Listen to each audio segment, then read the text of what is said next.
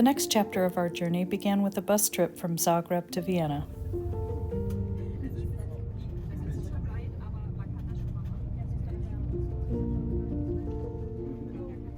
It was a pleasant 6-hour double-decker ride with ample stops for snacks and restroom breaks.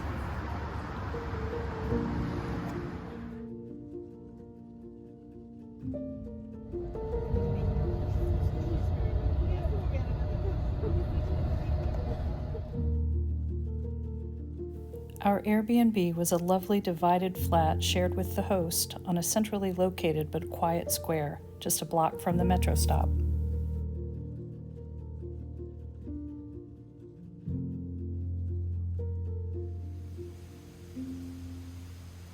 The forecast was calling for a couple of stormy days ahead, and we were grateful for a peaceful place to rest up before beginning our exploration of the city.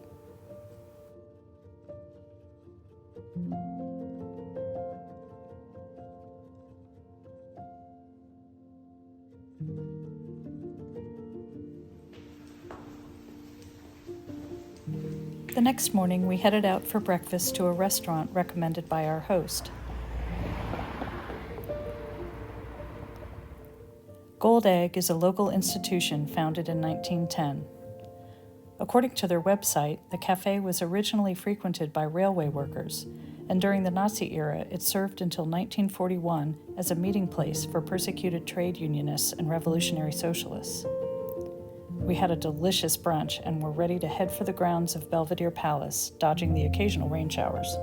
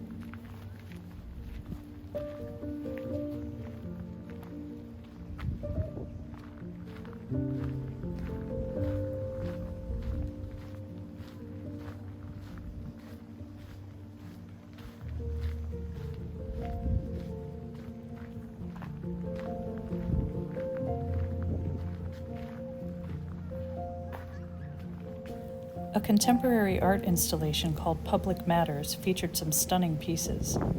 The spider was my favorite, an homage to the artist's mother, who was a weaver.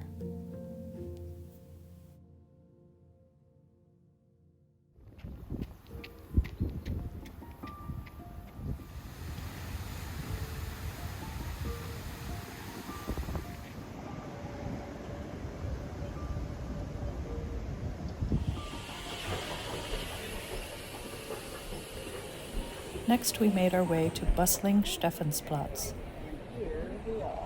Yes.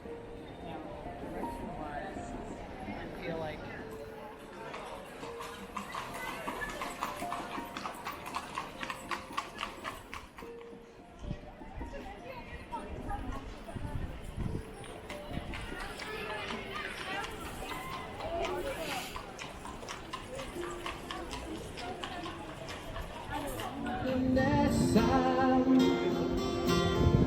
Your man's blind indifference to his fellow.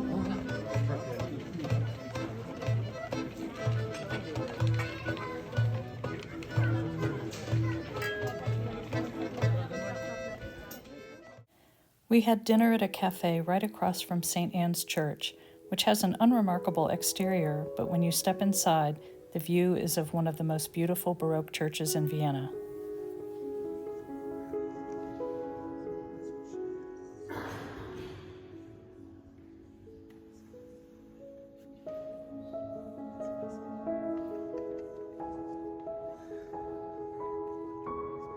We had tickets for a classical concert featuring the Eon Quartet playing Mozart and Schubert on instruments made in the 18th century.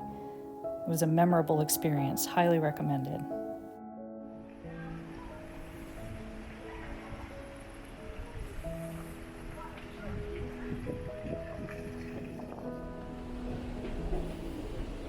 We made our way home, our senses full and ready to recharge for the next day.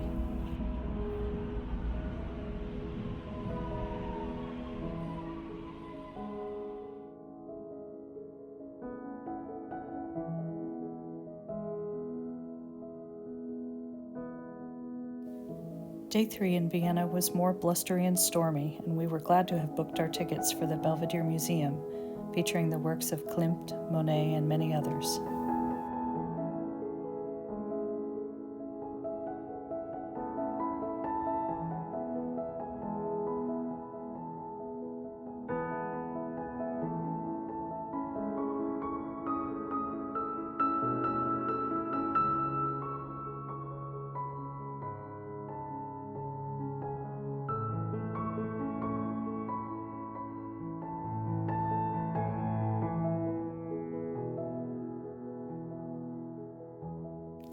After the museum, we planned to spend some time at the adjacent botanical garden, although the wind was picking up and we were the only ones there.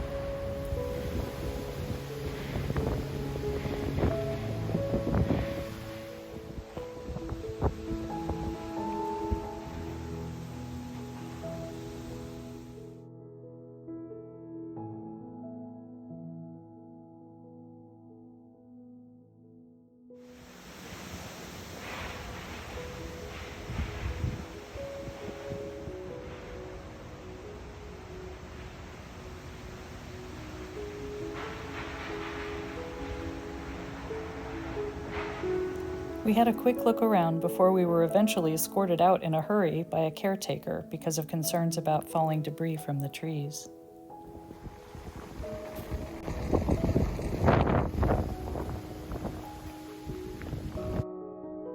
We had the perfect plan for taking refuge and made our way to a touristy but highly recommended restaurant for the best schnitzel meal ever.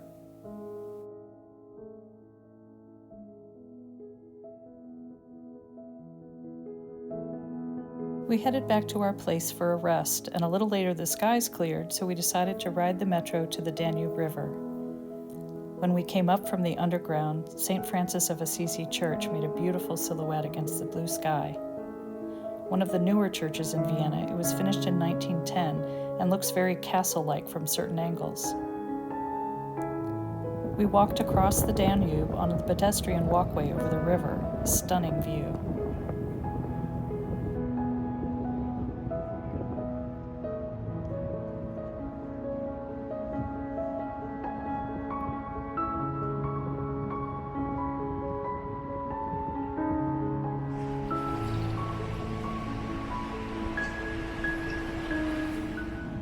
Then we headed home to our Airbnb in Brahmsplatz for leftover schnitzel and an early night.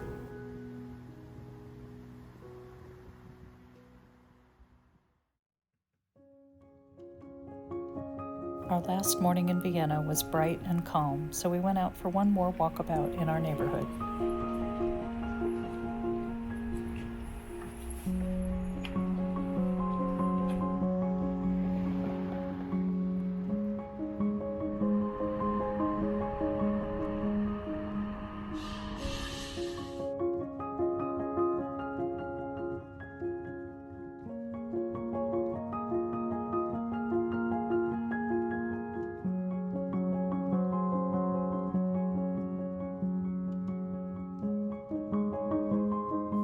We said our goodbyes to our host, her sweet dog, and the cat in the hallway before heading to the train station and our reserved seats to Prague, Czech Republic.